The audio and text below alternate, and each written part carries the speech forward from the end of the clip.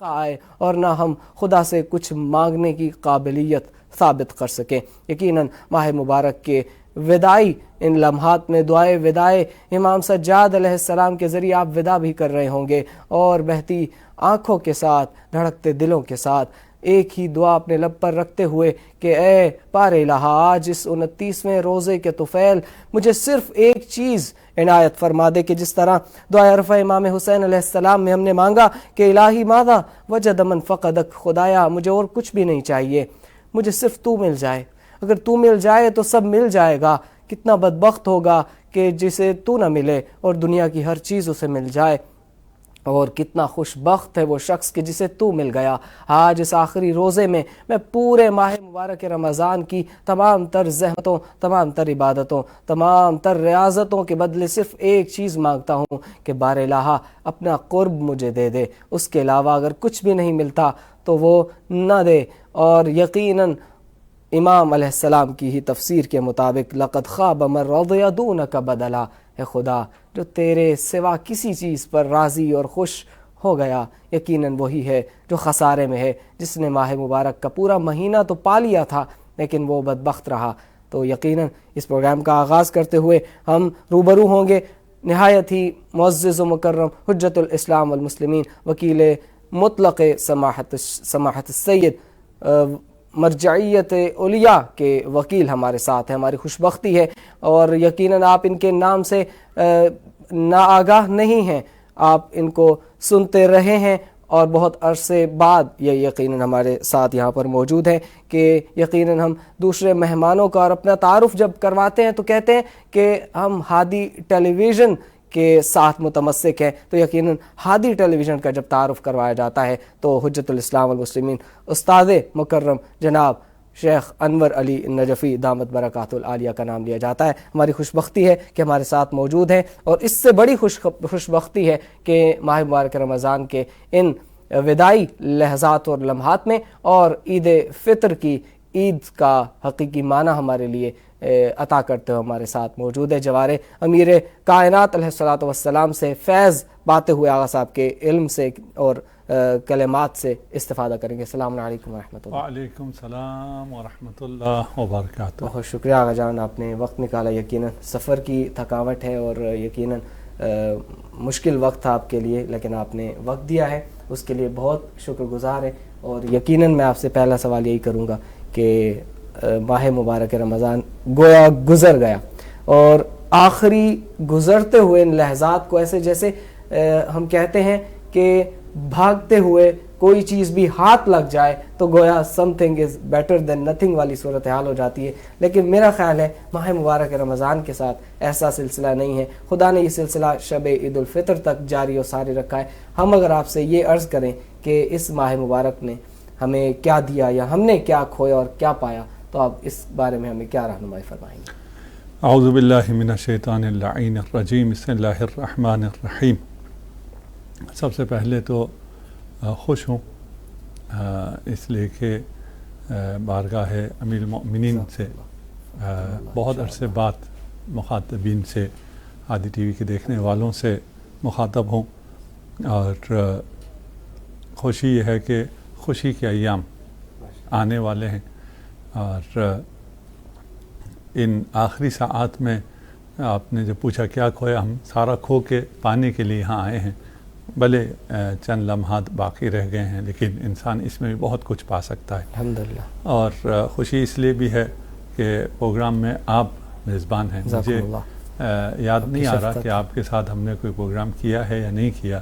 نہیں، بس آپ سے درس میں پہلی دفعہ ہے، میرا پہلی بار، یہ پہلی دفعہ ہے۔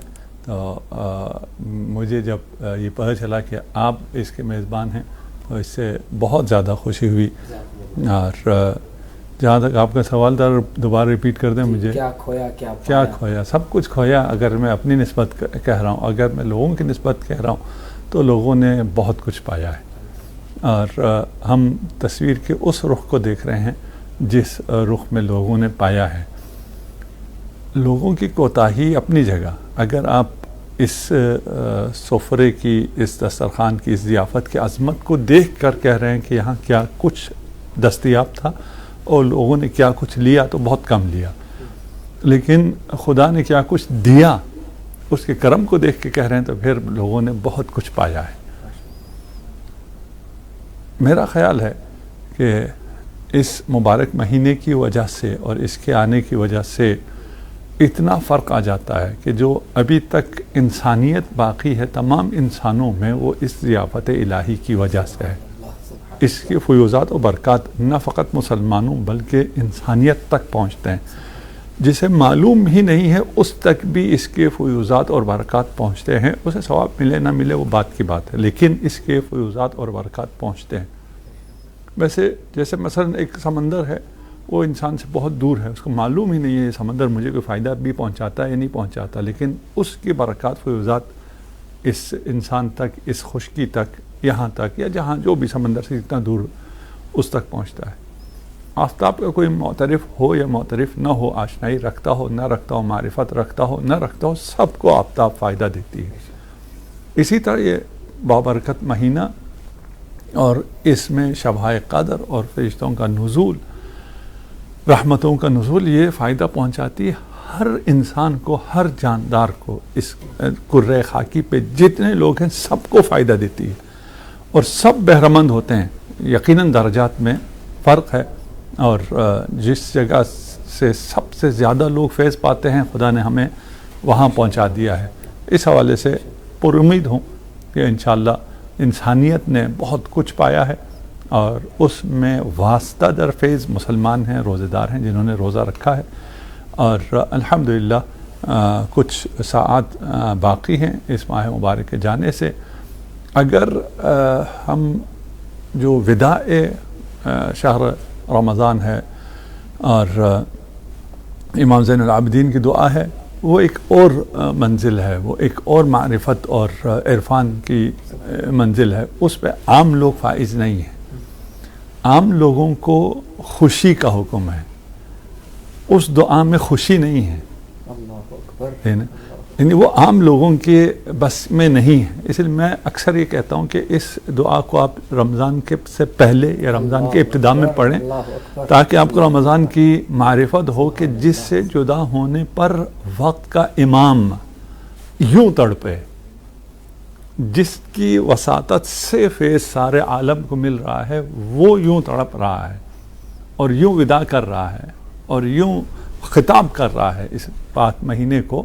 تو اس کی عظمت کیا ہوگی، اس میں کیا کیا حاصل ہو سکے گا، وہ ایک مرحلہ ہے. اور اس کے تمام ہونے پر جو عید قرار دی گئی ہے اور عید کا حکم ہے اور آپ کو اس دن پھر روزہ رکھنا حرام ہے ہو جاتا ہے، وہ بھی ایک منزل ہے. انشاءاللہ خدا ہمیں ان افراد میں سے قرار دے جنہوں نے اس مبارک مہینے سے فائدہ اٹھایا ہے. جزاکم اللہ خیر. آغاجان یہ بہت ہی قیمتی طرف میں آپ نے متوجہ فرمایا. میں یہی سوال ہی کرنے لگا تھا کہ مثلا 15 گھنٹے ابھی بھی باقی، سفرہ ضیافت الہی اٹھایا جا رہا ہے، تو اس میں سب سے مہم کام آپ نے جیسے فرما دیا کہ دعائے وداع ماہ رمضان کو بالآخر اب ان لمحات میں، کیونکہ اب شروع میں تو ہم نہیں لے جا سکتے دوبارہ، تو ان لمحات میں ان کو سمجھ کے پڑھنا چاہیے. لیکن آپ صاحب ایک چیز جو بار بار جو سوال بن کے میرے سامنے آتی ہے اور وہ یہ کہ ہر دعا جو ہم نے روز کی دعاؤں میں دیکھا اس میں بار بار اللہ تعالیٰ کی رحمت اور توفیق، ان دو چیزوں کا بہت زیادہ ہمیں تذکرہ ملتا ہے. تو ہم یہ کہہ سکتے کہ ماہ رمضان گزر جائے اور ہم توفیق کو نہ سمجھ سکیں، اس رحمت کو نہ کھول سکیں، تو شاید ہم نے ان دعاؤں کو ضائع کیا ہوگا. تو اگر آپ زحمت فرمائیں تو ان دو کلمات کو ہمارے سامنے واضح فرما دیں تو میرا خیال ہے ہم ان 30 دعاؤں کو آسانی سے سمجھ کے پڑھ سکتے ہیں. جو رحمت ہے، رحمت الہی، اور اللہ اپنا تعارف رحمان اور رحیم سے کرا رہا ہے، وہ بھی رحمت ہے. بالکل. اور اگر آپ کو ضیافت پر بلایا ہے تو یہ بھی رحمت ہے. اور اس ضیافت پہ بلا کے آپ کو گرسنہ رکھ کے، آپ کو کھانے پینے سے منع کر کے، یقیناً اس سے بہت بہتر چیز دینا چاہتا تھا اور وہ انشاءاللہ انسانوں نے حاصل کر لی ہے. اور جو اگر نہیں کی ہے تو یہ 15 گھنٹے بھی بہت ہے، کم نہیں ہے. 15 سیکنڈ بھی بہت ہیں. اگر انسان سمجھ جائے کہ میں عبد ہوں، اگر سمجھ جائے کہ میں غافل تھا اور اپنے آپ کو پہچان لے، اپنے رب کی طرف متوجہ ہو جائے، تو وہ ایک آن کافی ہے. اسی ایک آن کی تلاش میں یہ 30 دن گزرے ہیں.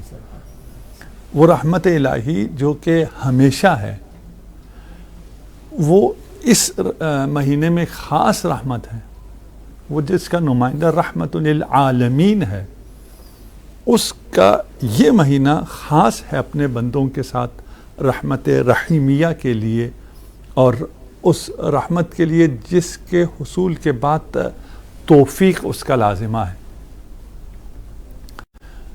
توفیق اب اس کو ہم کتنا ابھی کھول سکتے ہیں مجھے نہیں معلوم۔ کوئی بھی نیکی، کوئی بھی اچھائی انسان توفیق کے بغیر نہیں کر سکتا۔ توفیق کا مطلب یہ ہے کہ نیکی کے لیے، بھلائی کے لیے، خیر کے لیے اسباب کا فراہم ہو جانا۔ توفیق سے جبر نہیں آتا ہے۔ توفیق کے بعد ایسا نہیں ہوتا کہ آپ کو اگر توفیق مل گئی ہے تو پھر آپ یقیناً وہ کام کر لیں گے، نہیں، اسباب کا نزدیک ہونا، اسباب کا فراہم ہو جانا، یہ توفیق ہے۔ اور ماہ مبارک رمضان میں یہ اسباب سارے فراہم ہو جاتے ہیں، آسمان کے دروازے کھل جاتے ہیں، آپ کی عبادت کے لیے، آپ کا سونا عبادت، آپ کی سانسیں تسبیح، آپ کا خدا کی طرف متوجہ ہونا آسان، شیطان کو زنجیروں میں بند کر دینا، یہ سب رحمت الہی کے دروازے کھلنا ہے، اور یہ ساری توفیق ہے۔ اس توفیق کے نتیجے میں آپ نے ایک قدم بڑھانا ہے، ایک قدم آپ خدا کی طرف بڑھائیں۔ بڑھانے کے لیے توفیق آپ کو میسر ہے، آپ کو مادیات سے تھوڑا سا جدا کیا گیا ہے کہ یہ دنیا صرف کھانے پینے کے لیے نہیں ہے، تو ہمارا سر نیچے نہ رہے کھانے پینے میں، تھوڑا سر اٹھاؤ اور دیکھو عالم ملکوت کو بھی دیکھو، رحمت الہی کو بھی دیکھو، اور اس میں جو توفیق ہے، والد معظم ہمیشہ فرمایا کرتے تھے توفیق اندھی بانٹ نہیں ہوتی، توفیق اہل کو ملتی ہے۔ ہم تو اہل نہیں ہیں، لیکن جب ضیافت میں آ گئے، میں اہل نہیں تھا، جیسے ہم زیارت کے لیے جاتے ہوئے عزت مانگتے ہیں اور پھر کہتے ہیں کہ اگر میں اہل نہیں ہوں تو اہل ہے، میری اہلیت کو نہ دیکھ۔ تو یہ ماہ مبارک اپنی کم اہلی کو یا اپنی نالائقی کو یا اپنے بدبخت ہونے کو چھوڑ کر اہلوں میں شامل ہونے کی، اہل بننے کی، تاکہ اس رحمت الہی کو پا سکے اور جس کے نتیجے میں اسے توفیق الہی حاصل ہو سکے۔ اور اللہ کی توفیق سے الحمدللہ آپ لوگوں نے ہادی ٹی وی کے ذریعے اس رحمت کو بارگاہ امیر المؤمنین سے ساری دنیا تک پہنچایا ہے۔ یہ رحمت ہے، یہ نشریات رحمت ہے۔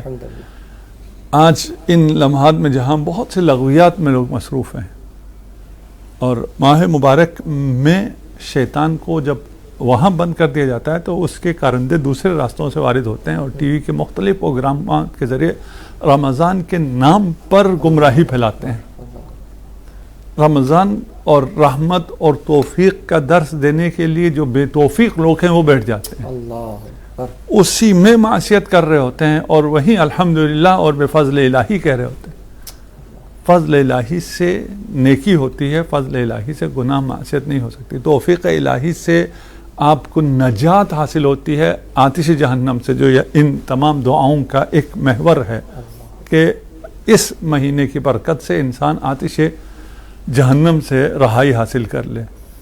شبہ قدر کی دعاؤں میں بھی آپ نے بہت پڑھا، اور شبہ رمضان کی دعاؤں میں بھی بہت پڑھا۔ تو اس آتش جہنم کی نجات کے لیے پہلا قدم نافرمانی خدا سے، گناہ سے رجوع کرنا ہے، اور خدا انشاءاللہ ہمیں توفیق دے کہ ہم گناہوں سے رجوع کریں، توبہ کریں، استغفار کریں، اور انشاءاللہ خدا غفور و رحیم ہے۔ ماشاءاللہ آپ کے جواب سے مجھے وہ مولا علی علیہ السلام کا سوال ذہن میں آ رہا ہے کہ جب خطبہ آمد ماہ مبارک رمضان ارشاد فرما رہے تھے تو مولا علی علیہ السلام سوال کرتے ہوئے رسول خدا کو مخاطب کرتے کہ سب سے مہم چیز اس مہینے میں کیا ہے، تو فرمایا گناہوں سے دوری ہے۔ تو یقیناً میرا خیال ہے آپ کی گفتگو کا ماحصل اور ہمارے تمام سننے والوں کے لیے ایک سبق کہ جو ہم پورے سال کے لیے نافذ کر سکتے ہیں، اور اس سبق کو پورے سال کے لیے ہم ہوم ورک کے طور پر سامنے رکھ سکتے ہیں، وہ ہے گناہوں سے دوری۔ اگر جان یہ ہے مثلا ہم کہیں کہ رہنمائی اہل بیت کی طرف سے، قرآن کی طرف سے، ایک ہے گراؤنڈ ریالٹی جو کتابی دنیا سے ذرا ہٹ کے جو آپ نے دیکھا ماہ مبارک رمضان مختلف جگہوں پہ آپ کو دیکھنے کا موقع ملا. میں صرف یہ پوچھنا چاہوں گا کہ وہ مثبت چیزیں کہ جن کو آپ نے دیکھا لوگوں کے درمیان اور آپ کے دل نے کہا کہ واہ کہ ماہ مبارک رمضان یقیناً ان کی زندگیوں میں یہ تبدیلی لائے، اور اب آپ چاہتے ہیں کہ جن میں یہ تبدیلی نہیں ہے ان میں بھی یہ تبدیلی آنی چاہیے، اور جن میں ہے وہ صرف اس مہینے میں نہ رہے، پورا سال باقی رہے. وہ مثبت چیزیں آپ کیا تذکرہ فرمانا چاہیں گے؟ جو مثبت چیزیں عبودیت ہے، اللہ کی بندگی. انسان باقی مہینوں میں تھوڑا سا غافل رہتا ہے اور یہ سمجھتا ہے کہ یہ بندگی تھوڑا مشکل ہے، اللہ کے احکامات کی پابندی مشکل ہے، شاید میرے بس میں نہ ہو. اس ماہ مبارک میں ایک تو آپ مسلم ممالک میں روزہ رکھتے ہیں نسبتاً آسان ہے. یہاں ابھی راتوں میں دن کا سما ہے، بالکل، اور رات یہاں پہ لوگ جاگ رہے ہیں اور کام کر رہے ہیں. ایون بعض کام اور کاروبار بھی رات میں شفٹ ہو جاتا ہے، اور صبح وہ آرام سے سوتے ہیں اور سو کے دن گزار دیتے ہیں. دن کا اکثر حصہ پھر جا کے اٹھتے ہیں، تھوڑا سا ان کو مشقت کرنی پڑتی ہے، اور پھر باقی دعائیں پڑھنا اور حرم آنا یا مساجد جانا وہ لوگوں کے لیے بہت آسان ہے. لیکن جو لوگ بلاد کفر میں ہیں ان کے لیے یہ کام انتہائی مشکل ہے، اس لیے کہ وہ اپنی روٹین چینج نہیں کر سکتے. اس لیے کہ باقی یونیورسٹیز بند نہیں ہوتی، اسکولز بند نہیں ہوتے، دفاتر، کاروبار سارا اسی طرح صبح سے شروع ہوتا ہے. اور آپ کے اطراف میں سارے وہ ہوتے ہیں جنہیں رمضان صرف پتہ ہے، شاید اگر آپ مسلمان ہیں اور ان کو شاید انہوں نے سن رکھا ہو، جنہوں نے سن رکھا ہے وہ احترام کرتے ہیں، لیکن بازار میں کھانا پینا اور یہ باقی سارے چیزیں اسی طرح چل رہی ہوتی ہیں. اس میں ایک شخص کی اکیلے کی زندگی تبدیل ہو جاتی ہے، اس کے روزہ شب تبدیل ہو جاتے ہیں.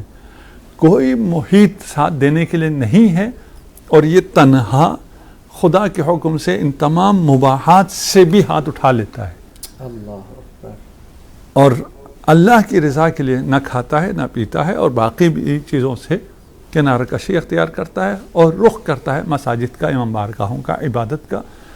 ہمارے لیے آسان ہے، لیکن مثلا ان ملکوں میں لوگ 3-3 4-4 گھنٹے کا سفر کر کے آتے ہیں تو جا کے کسی ایک مسجد تک پہنچتے ہیں، مرکز تک اسلامی پہنچتے ہیں، اور وہاں وہ اپنا اجتماع کرتے ہیں. آپ پوچھ لیجئے کچھ اور ہم اس کو ذرا. جی بسم اللہ. تو آغا جان یہاں پر ہم جس طرح محسوس کر پا رہے ہیں، آپ نے اشارہ فرمایا ہے کہ شب و روز یہاں پر تبدیل ہو جاتے ہیں، روٹین بدل جاتی ہے، اور جو کہ یقیناً کسی طرح بھی ہم ہر ملک کی اگر بات کریں تو نسبتاً کسی کی کم بدلتی، کسی کی زیادہ. تو آپ کی گفتگو سے ہم نے یہ سمجھا کہ بلاد کفر میں جو رہنے والے ہیں، جو فارنرز ہیں بر صغیر سے مثلاً امیگریشن کے بعد وہاں شفٹ ہوئے یا پڑھائی کی غرض سے ادھر گئے، تو یقیناً ان کا زیادہ بڑا جہاد ہے اور زیادہ ان کے لیے مشکل تھا، لیکن ماہ مبارک رمضان سے شاید میں وہاں پہ مومنین کو یہ سمجھا رہا تھا. میں نے کہا تھا دیکھیں لگتا تو ہے کہ کتنا مشکل ہے. میں نے کہا آپ کے کفار دوستوں کو کیسا لگتا ہے؟ ان کو بھی یہ لگتا ہے کہ تقریباً ناممکن سا کام ہے، اتنے زیادہ گھنٹے انسان بھوک پیاس برداشت کرے، اور اس میں بھوک پیاس میں پانی بھی نہیں پینا اور کچھ بھی نہیں کھانا پینا، کیونکہ ان کے ہاں کچھ روزوں کا یا فاسٹنگ کا کوئی تصور ہے، اس میں وہ پی سکتے ہیں، وہ فلان کر سکتے ہیں، تھوڑی سی ان کو چھوٹ ملتی ہے. اور اس کے بعد وہ کہتے ہیں صحت کے لیے اچھا ہے کہ آپ یہ نہ کھائیں، اس طرح نہ کھائیں، فلان کریں. لیکن یہ کتنا مشکل لگتا ہے جو روزے نہیں رکھتا اس کے لیے. ایون یہاں جو اسلامی ممالک میں بیٹھا ہے اس کے لیے مشکل لگتا ہے کہ بھئی میرے اطراف میں سب کھا پی رہے ہوں اور پھر میں نہ کھاؤں، یہ میرے لیے مشکل ہے. مجھے اسی طرح سارا کام کرنا پڑے. البتہ ہمارے اسلامی ممالک میں بہت سے لوگوں کو بہت سا کام کرنا پڑتا ہے، لیکن یہ نہیں ہے کہ سارے ہی وہ شفٹ ہو جاتے ہیں رات پہ. یہ عرب ممالک میں تھوڑا زیادہ ہے. ہمارے ہاں پاکستان وغیرہ، پاکستان ہندوستان میں بھی کوئی ایسا نظام شفٹ نہیں ہوتا ہے، وہ دن میں کام کرتے ہیں. صرف اتنا ہوتا ہے کہ مزدور صبح نماز کے بعد سے کام کرتا ہے، 11-12 بجے تک کام کر کے اپنا گھر چلا جاتا ہے. تو میں نے ان سے کہا کہ تمہیں اور تمہارے دوستوں کو مخصوصاً تمہارے اطراف میں جو لوگ ہیں انہیں کتنا مشکل لگتا ہے. لیکن تم بتاؤ سارا دن روزہ رکھنے کے بعد اس میں تمہیں کیا مشقت ہوئی؟ تو کوئی مشقت نہیں. اللہ کیا سختی ہوئی؟ کوئی سختی نہیں ہوئی. کہ یہ جو یعنی عبودیت اور بندگی میں جو سب سے سخت تھا وہ اتنا شیرین ہے. روزہ رکھنا شیرین ہے، نہ فقط سخت نہیں ہے، بہت آسان ہے. نہ فقط آسان نہیں ہے، بہت مزے کا ہے. سبحان اللہ. یہ جو سب سے سخت ہے بظاہر وہ اتنا شیرین ہے. تو وہ جو آسان عبادات ہیں وہ کتنے شیرین ہوں گے اگر ہم انہیں انجام دیں اور ہم اس کی لذت کو محسوس کریں.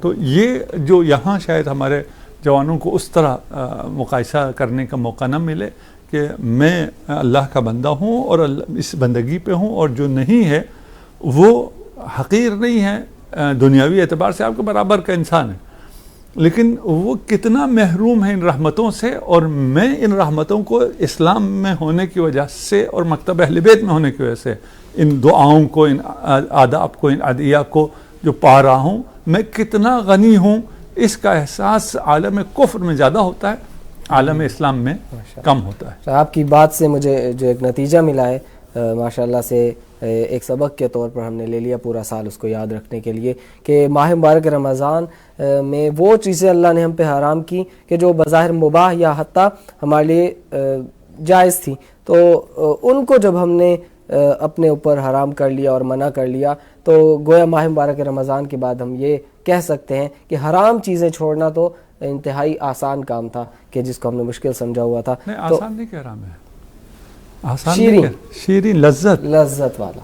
ہم لذت ترک کو یہاں چکھتے ہیں. سبحان اللہ، سبحان اللہ. کہ ترک میں کتنی لذت ہے، حلال کو ترک کرنے میں کتنی لذت ہے. پانی پینا حلال، سبحان اللہ، اس کو ترک کرنے میں لذت ہے. سبحان اللہ. تو ترک حرام میں کتنی لذت ہوگی. سبحان اللہ. ہم آسان کی ہم نے استعمال کیا کہ اس کی نظر میں مشکل، آپ کی نظر میں آسان، لیکن اس آسان کو انجام دینے کے بعد آپ دیکھتے ہیں کہ نہ فقط آسان ہے بلکہ بہت لذیذ ہے، اس میں لذت ہے. عبادت کی لذت کو سکھانے کے لیے ماہ مبارک رمضان آیا ہے. اور یقیناً ہم اپنے پروگرام میں آگے بڑھتے ہوئے اور یقیناً اختتام کی طرف بڑھتے ہوئے یہ جاننا چاہیں گے آغا جان، مثلاً ماہ مبارک رمضان کے 29 دن ہم نے گزارے، ہر جگہ گزارے، اور الحمدللہ اپنی حیثیت کے مطابق، استطاعت کے مطابق، معرفت کے مطابق استفادہ بھی کیا. تو ماشاءاللہ بہت سے لوگ ایسے ہیں کہ جنہوں نے مثلاً تلاوت قرآن میں صرف عربی ریڈنگ اور اسی طرح دعاؤں میں فقط ریڈنگ پر جو ہے وہ انحصار کیا، اور کچھ ہیں کہ جنہوں نے ترجمے کے ساتھ بھی پڑھا ہے، اور حتیٰ دینی علوم سے اپنے آپ کو متمسک کرنے کے لیے، کیونکہ سن رکھا ہے، علماء سے سنتے رہتے ہیں، سب سے افضل عبادت دین سیکھنا ہے، فقہ تفقہ فی الدین ہے. تو یقیناً آغا صاحب آپ یہ اگر ہمیں رہنمائی فرمائیں کہ اس سیکھی ہوئی باتوں اور ان سیکھے ہوئے علوم اور فقہ اور تفقہ فی الدین، ان سب کے بعد یہ عبادت میں ہماری کیا تبدیلی آنی چاہیے کہ پورا سال ہم ان کو بہتر کریں ان ماہ مبارک رمضان کے روزوں کی بات. یہاں میں ایک چیز کی طرف توجہ دلا کر پھر اس کی بات کرتا ہوں. دیکھیں، ماہ مبارک رمضان میں ہم اوج پہ پہنچے اور ایک عبودیت اور طہارت اور پاکی ہم نے پا لی ہے. اس کو پانے کے بعد آیا ہمیں اسے محفوظ رکھنا چاہیے یا اسے خرچ کرنا چاہیے؟ بہترین ہے. ہم سمجھتے ہیں کہ ہمیں اسے محفوظ رکھنا چاہیے. حقیقت میں کیا ہے؟ اسے خرچ کرنا چاہیے. خرچ کرنا چاہیے. اپنے پورے باقی 11 مہینوں کا ہم نے فیول حاصل کیا ہے. فیول کو خرچ کیا جاتا ہے، فیول کو محفوظ نہیں کیا جاتا ہے. جب آپ اس فیول کو خرچ کریں گے تو یہ کم ہونا شروع ہوگا. اس کے کم ہونے سے آپ کی معنویت کم نہیں ہو رہی ہے. پتہ نہیں گہری بات سمجھ میں عوام کو سمجھا سکوں. آپ تو خیر یقیناً سمجھیں، ٹھیک ہے نا. عوام سمجھ پائی یا نہیں سمجھ پائی، ہم خیال یہ کرتے ہیں کہ میں نے یہ ساری معنویت حاصل کر لی جی، اب اس کو یوں ہی محفوظ رہنا چاہیے، اور ہم پریشان ہوتے ہیں یہ ختم ہو جاتا ہے، یہ کم ہونا شروع ہو جاتا ہے. میں کہتا ہوں یہ نیچرل ہے، اسے کم ہونا ہے، اسے خرچ ہونا ہے. آپ اپنی گاڑی میں پیٹرول ڈلواتے ہیں اور آپ یہاں سے کربلا کی طرف چلتے ہیں، راستے میں آپ دیکھتے ہیں کہ سوئی نیچے آ گئی ہے، آپ وہاں پریشان ہو کے رک جائیں کہ میرا فیول کم ہو رہا ہے. منزل تک نہیں پہنچ، آپ منزل تک نہیں پہنچے. اللہ، منزل تک پہنچنے کے لیے فیول خرچ ہوتا ہو تو اسے یہ نہیں کہتے کہ فیول کم ہو گیا ہے. آپ کی نگاہ ہوتی ہے کہ کتنے عمود میں آگے آ گیا ہوں. سبحان اللہ. میں منزل سے کتنا قریب ہو گیا ہوں، نگاہ اس پہ رکھنی ہوتی ہے، نگاہ اس پہ نہیں رکھنی ہوتی کہ فیول کتنا کم ہو گیا پھر دوبارہ ڈلوا لیں. سبحان اللہ. اس لیے ماہ رمضان ہر سال آ رہا ہے. ہر سال آ رہا ہے. سبحان اللہ. اس خطرے کی وجہ سے یا تو ہم فیول ہی نہیں لیتے کہ یہ ختم ہو جاتا ہے، یا اس فیول کو خرچ نہیں کرتے. ہمیں منزل عبودیت ہے، تقرب الی اللہ ہے.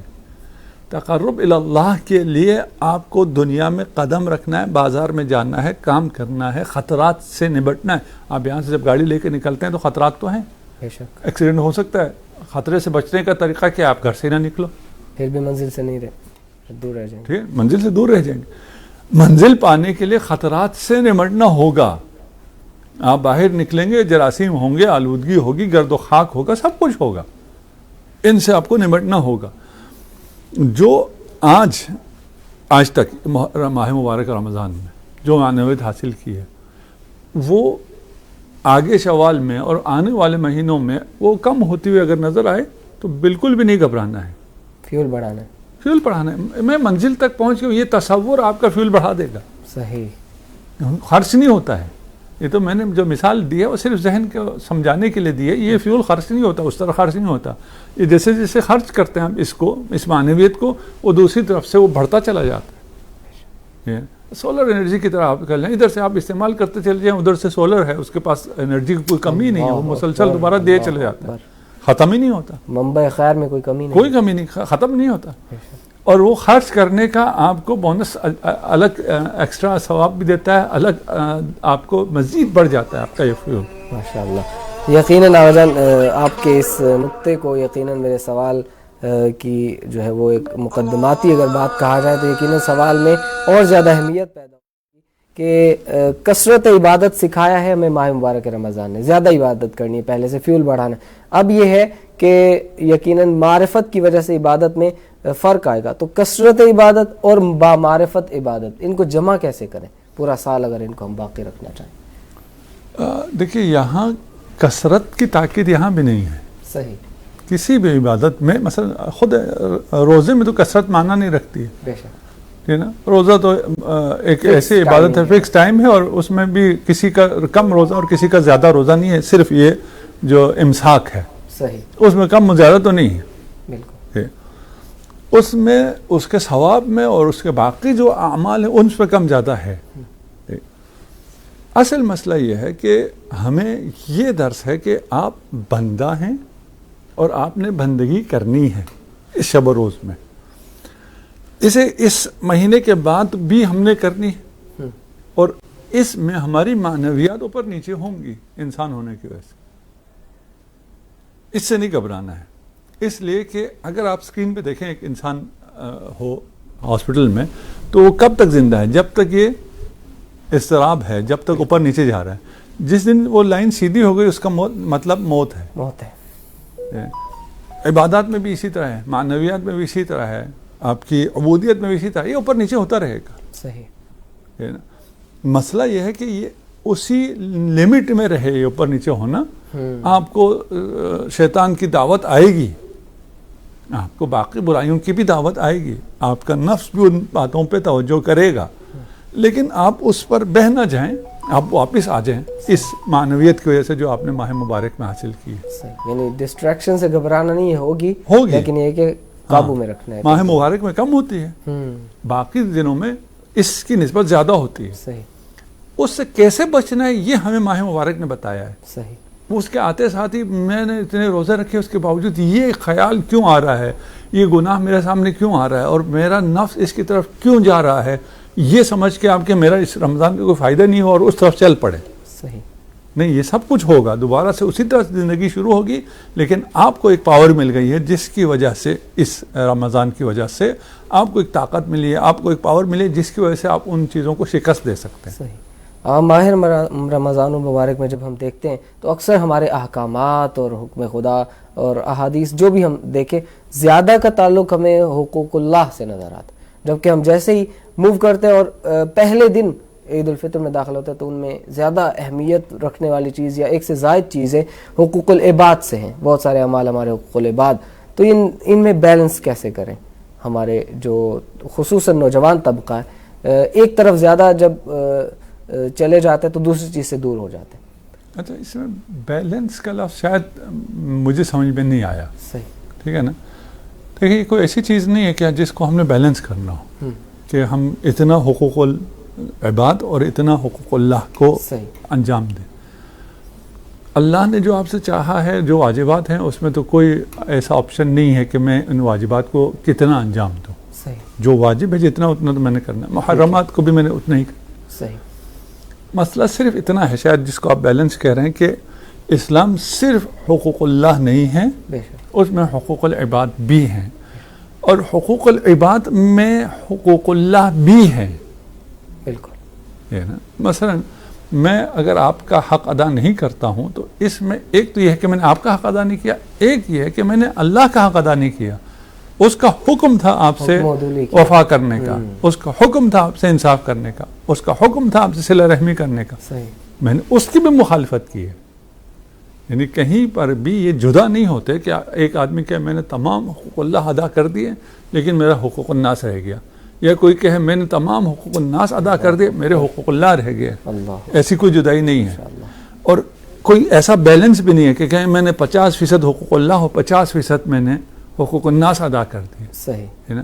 بندہ وہ ہے جو ان دونوں کو, جو واجبات کے حد تک ہے اور محرمات کے حد تک ہے, دونوں میں ہے یہ واجبات اور محرمات, اس کو انجام دے. اور اس کے بعد یہ ہے کہ جو مستحبات ہیں اس میں آپ دیکھ سکتے ہیں, تو اس میں پھر ہر بندہ فرق کر جاتا ہے.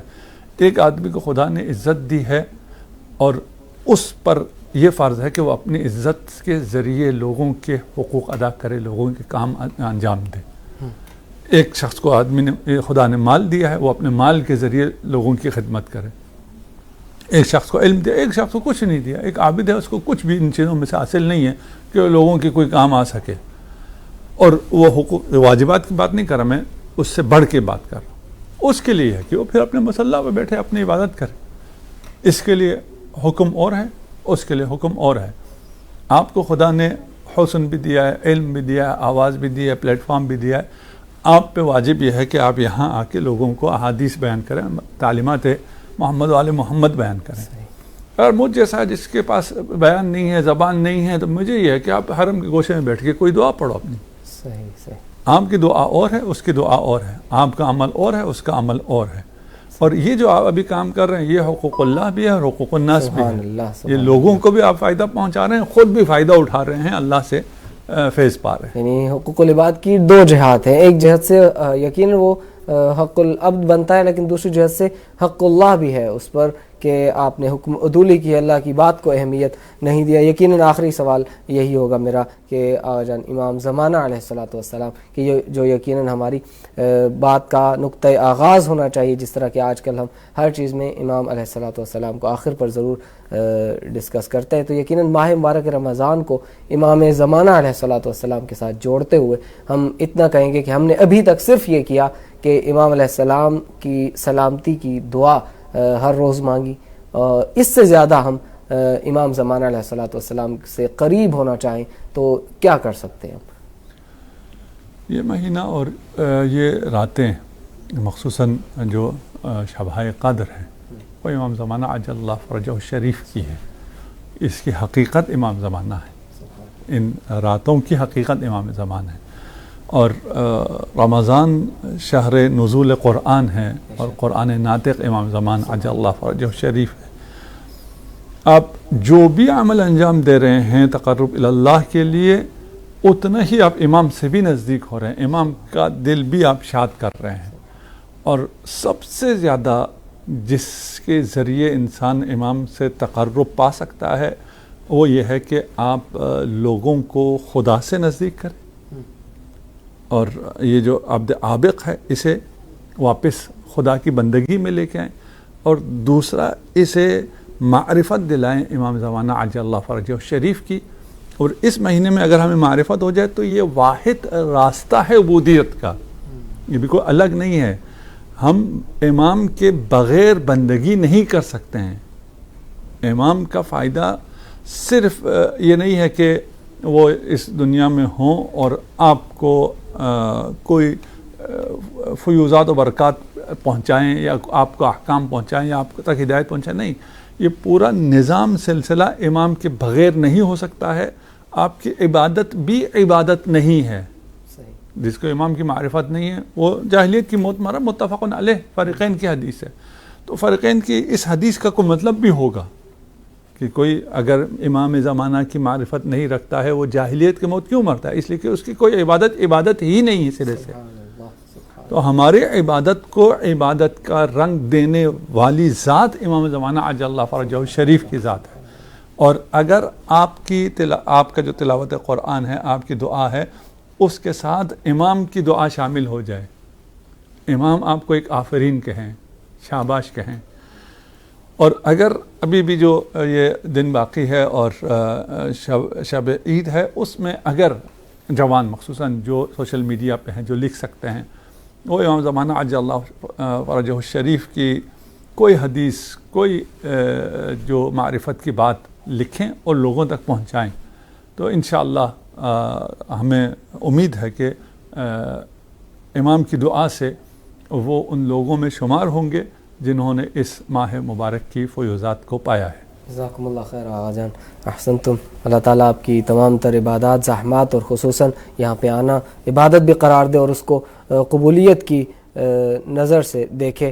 انشاءاللہ ہم سعادت مند ہیں اور خوش نصیب ہیں کہ ایک ہماری جو نشست ہے آغا صاحب کے ساتھ باقی ہے. انشاءاللہ کل شب عید آغا صاحب کی خدمت میں ایک مرتبہ پھر حاضر ہوں گے اور عید کی جو حقیقی خوشی ہے اس کو سمجھنے کی کوشش کریں گے اور عید کے بارے میں جو ہماری معرفت ہے اس کو پہلے سے بلند کرنے کی کوشش کریں گے. آج کے اس بابرکت روز اور اس آخری روز غالباً، یا ممکن ہے کہ اگر ایک روز ہمیں اور خدا کی جانب سے مل جائے تو اس روز کا ہم آغاز کرنے جا رہے ہیں. تو یقیناً ایک مرتبہ میں آج کی دعا اپنے لبوں پر جاری کر کے جوار امیر المؤمنین علیہ الصلوۃ والسلام سے متمسک ہونا چاہوں گا کہ بار الہ اللہم غشنی فیہ بالرحمہ، اے اللہ اس لحظہ، اس گھڑی، اس دن، اس مہینے میں اپنی رحمت سے مجھ کو ڈھانپ لے. ورزقنی فیہ التوفیق والعصمہ، مجھے توفیق کا رزق دے اور گناہ سے بچنے کا اور ہر غیر اللہ سے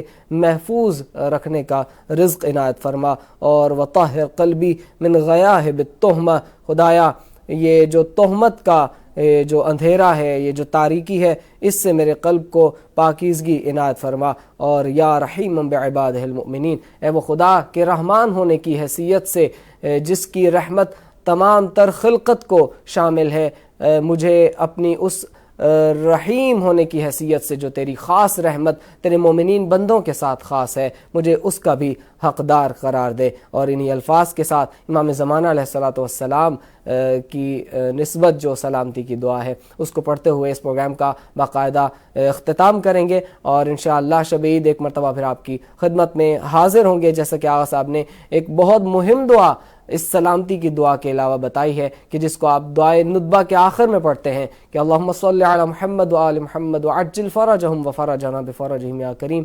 وہب لنا رأفتہ ورحمتہ ودعاءہ خیرہ. خدایا مجھے امام علیہ السلام کی رأفت، رحمت، امام کی دعا، امام کی خوشنودی کا حقدار بنا.